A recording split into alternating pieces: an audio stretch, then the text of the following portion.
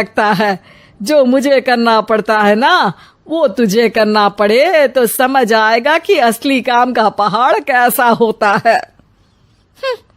ठेले बराबर वजन भी नहीं है आपके काम में, हर बात पहाड़ों के वजन की कर रही हैं आप।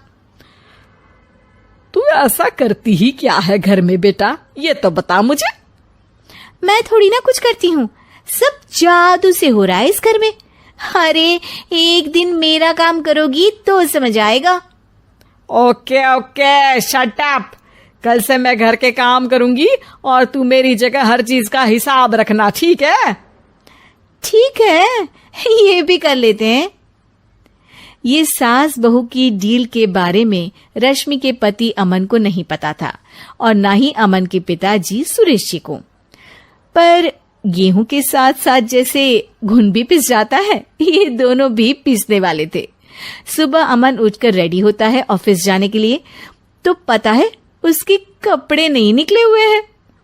अरे रश्मि, तुमने मेरे कपड़े नहीं निकाले? अपनी माँ से पूछो ना, उन्हीं का काम है ये। अमन अपनी माँ के पास जाता है। अब मेरे कपड़े आज आप देने वाले हो क्या माँ? हाँ, देना तो मुझे ही चाहिए, पर तेरी बहू ने कपड़े धोने ही नहीं डाले, तो कोई भी धुला हुआ कपड़ा नहीं है बेटा। हैं? ऐसा क्यों? कपड़े तो धोने आप ही देते हो ना माँ? अरे बहू ने तुझे बताया नहीं, अब हम अदल बदल गए हैं, मैं अब बहू और तेरी बीवी सास। अमन परेशान हो गया। वो बिना इस्त्री के कपड़े पहनकर ऑफिस चला गया। सरस्वती जी अपने घुटने के दर्द के कारण झुककर घर साफ नहीं कर पा रही थी और ना ही खाना बनाना याद रख पाई। उधर रश्मि पहले ही दिन घर की चाबी घुमा चुकी थी और 300 रुपए का हिसाब अलग नहीं मिल रहा था। पर दोनों का ही घमंड कैलाश पर्वत से भी बड़ा था और दोनों ही खेमे एक दूसरे की बात मानने को बिल्कुल तैयार नहीं थे। शाम को जब सुरेश जी और अमन खाना खाने बैठते हैं तो सरस्वती जी उनके सामने गाजर और पपीते लाकर रख देती हैं। अरे माँ, ये क्या है? ख्याली पुलाव के साथ सलाद। माँ जी खाना बनाना भूल गई लगता है। अरे एक एक चमन्नी का हिसाब है मेरे पास, खाना बनाना कैसे भूल जाऊंगी? ये तो मैंने पढ़ा था कि फल फ्रूट खाने से सेहत अच्छी रहती है, इसीलिए ये ले एक फल खा ले। रात को सुरेश जी और अमन अपनी मीटिंग बिठाते हैं अकेले में। बाबूजी, इनकी लड़ाई के कारण ना हमें ठीक से खाना मिल रहा है, उल्टा घर के सारे काम रुक गए हैं। हाँ बेटा, 2 भैंसों की लड़ाई में बेचारे खेत के पौधों का भी नुकसान हो रहा है। पर पापा क्या बताऊं आपको, मैंने माँ को इस महीने की 2 तारीख को बिजली के बिल के पैसे दिए थे। आज बिल भरने के लिए मांगने गया तो पता चला कि रश्मि उन पैसों से गैस सिलेंडर ले आई। अच्छा, तो सिलेंडर के पैसों का क्या हुआ? अब सिलेंडर के तो कोई पैसे नहीं थे बाबूजी, हमारे घर पर गैस की पाइपलाइन लगी है ना। बेटा, इन दोनों का कुछ करना पड़ेगा, नहीं तो अपने घमंड के चक्कर में पूरा घर बर्बाद कर डालेंगी ये दोनों। अमन और सुरेश जी काफी सोच विचार के बाद एक निष्कर्ष पर पहुंचते हैं। रात ही को दोनों अपनी पत्नियों की अलमारी से नई साड़ी निकालते हैं और सुबह जब रश्मि और सरस्वती जी उठते हैं तो देखते हैं कि दोनों पति साड़ी पहनकर चढ़ाव पर सब्जियां काट रहे हैं। अरे ये सब क्या हो रहा है? क्या हो रहा है मतलब? आप दोनों अदल बदल हो सकते हो तो हम क्यों नहीं? अरे क्या मतलब? नहीं नहीं, मेरी भी बचपन से किसी की बहू बनने की इच्छा थी, तो आज से सरस्वती तुम बड़ी बहू, मैं मिडल बहू और अमन छोटी बहू। अरे लेकिन सब घर पर बैठ जाएंगे तो कमाएगा कौन? ये घर कैसे चलेगा? अब वो तो भैया या बाकी लोग जाने, अब हमने भी अदल बदल कर ही लिया है तो कुछ नहीं हो सकता। रश्मि और सरस्वती जी को समझ में आ जाता है कि उन दोनों की आपस की डील के वजह से इन दोनों को बहुत तकलीफ हो रही है और उनके ईगो ने दूसरों को कितनी यातनाएं दी है। अब असल में माँ जी आप सही थी, सास बनना बहुत मुश्किल है। अरे हाँ बेटा, और तू भी, मुझसे तो नहीं हो पाया सब घर के काम, वापस बदल ले क्या? हाँ हाँ बिल्कुल माँ जी, और अब आप दोनों भी बदल लीजिए, कोई आ गया तो आप दोनों को देखकर क्या सोचेगा? अच्छा है, आप दोनों की समझ में ये बात तो आई। मैं फटाक से कपड़े बदल लेता हूँ। अरे रुक जा बेटा, एक फोटो ले लेती हूँ तेरी। मेरी बेटी होती तो तेरे जैसी ही दिखती साड़ी में। और मेरा फोटो नहीं लोगी ना आप? हाँ हाँ, तुमने जो भी कहा था वो सारी चीजें ले आया हूँ। बस अब एक गिलास पानी तो पिला दो। सुरभि, ए सुरभि, एक गिलास पानी तो लाना। सुरभि जल्दी से पानी लेकर आती है। सुरेश सुरभि के सर पर हाथ रखता है और उसका हालचाल पूछता है। बहू, ये तुम्हारी सास के लिए मैं कुछ दवाई लाया था। तुम देख लो ये दवा। तुम्हारी सास तो है बुलक्कड़, किसी और दवाई की जगह कोई और दवाई खा लेगी तो लेने के देने पड़ जाएंगे। सुरेश एक एक करके सुरभि को दवाई बताने लगा। देखो, ये घुटने के दर्द की दवा है। यह घुटनों के दर्द के लिए मालिश का तेल है। रोज रात को मालिश करनी है इससे। ये बीपी की दवा और ये कमर दर्द की। एक दवाई की शीशी हाथ में लेकर कहते हैं, लेकिन ये दवाई किस चीज की है? लगता है मेडिकल वाले ने गलती से दे दिया। सुरेश कुछ दिन अपने घर वालों के साथ रहता है और फिर शहर से बाहर चला जाता है। सुरभि रोज अपनी सास को दवाई दे देती है, लेकिन एक दिन वो घर के काम में बहुत व्यस्त होती है और अपनी सास को दवाई देना भूल जाती है। लगता है सुरभि को आज बहुत ज्यादा काम है। चलो कोई बात नहीं, मैं खुद ही दवा ले लेती हूँ। अरे वाह, ये दवाई तो बहुत स्वादिष्ट है। थोड़ी सी और पी लेती हूँ। इस तरह कुसुम थोड़ी थोड़ी करके हंसते वाली दवाई की पूरी बोतल ही पी लेती है। माँ जी, आज मेरे मायके वाले आ रहे हैं, भैया का फोन आया था। क्या कहा, मायके वाले? अरे तो तू यहाँ क्यों खड़ी है? खाने में कुछ अच्छा सा बना ले। माँ जी, आप इतना हंस क्यों रही हो? आप मेरे मायके वालों का मजाक तो नहीं बना रही हो ना? नहीं नहीं नहीं, मैं कहाँ मजाक बना रही हूँ।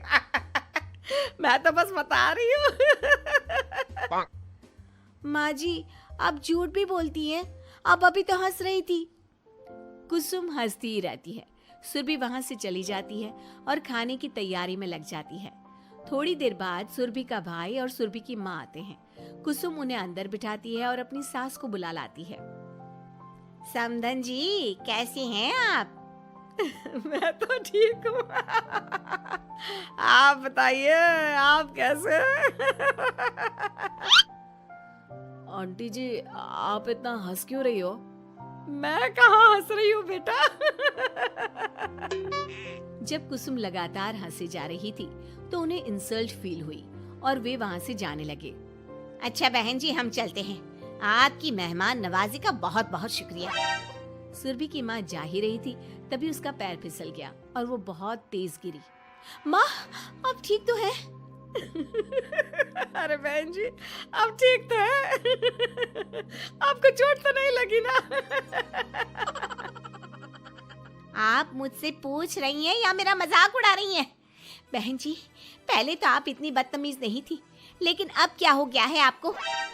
माँ, आप ठीक तो है ना? अंदर चलिए, मेरे कमरे में आराम कर लीजिए। नहीं सुरभि, हम जा रहे हैं।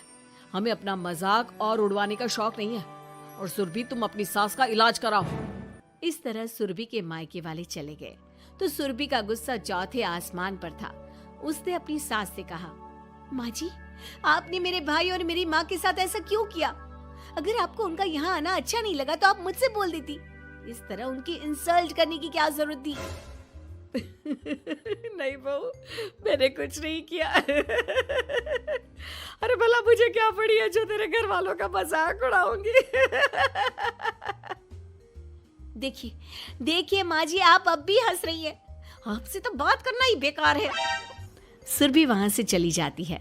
अगली सुबह सुरभि को बहुत तेज बुखार हो जाता है और कुसुम उसे आवाज लगाती हुई उसके कमरे में जाती है। सुरभि, सुरभि, क्या हुआ? अभी तक सो रही हो तुम? क्या हो गया? माँ जी, मुझे बहुत तेज बुखार आ रहा है। अच्छा ठीक है, ऋतिक को बुलाती हूँ। माँ जी मुझे बुखार आ रहा है और आप हंस रही हैं।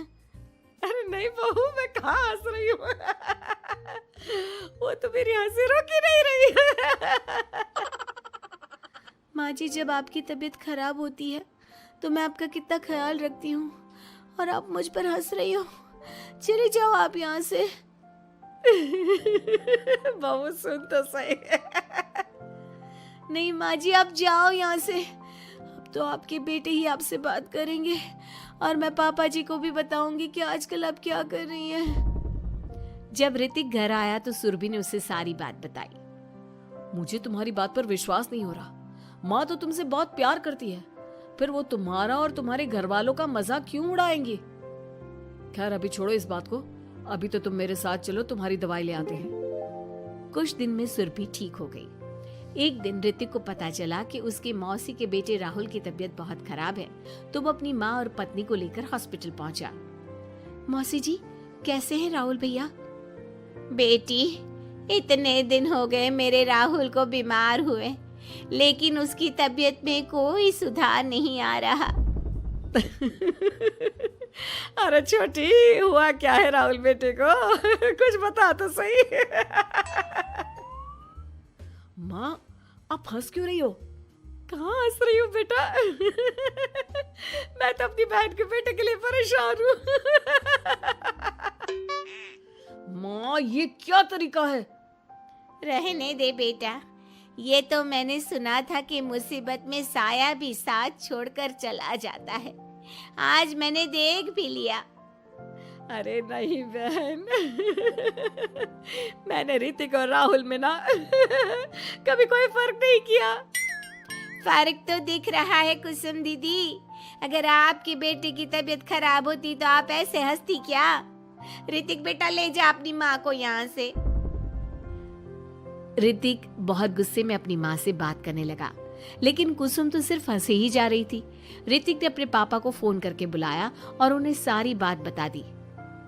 बेटा तेरी माँ तो अपने घर वालों से बहुत प्यार करती है और वो बहुत समझदार है। वो ऐसी हरकत कभी नहीं कर सकती। जरूर कोई ना कोई बात है। कल मैं उसे डॉक्टर के पास ले जाऊंगा।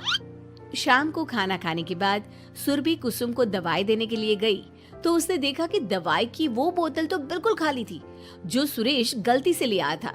सुरभि ने वो बोतल सबको दिखाई। अरे ये दवाई तो गलती से आ गई थी और मुझे तो पता भी नहीं कि ये किस मर्ज की दवाई है।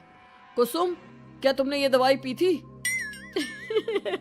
हाँ जी, एक दिन जब बहू काम में लगी थी ना तो मैंने ये दवाई पी कर देखी थी। मुझे दवाई बहुत स्वादिष्ट लगी तो मैंने सारी पी ली।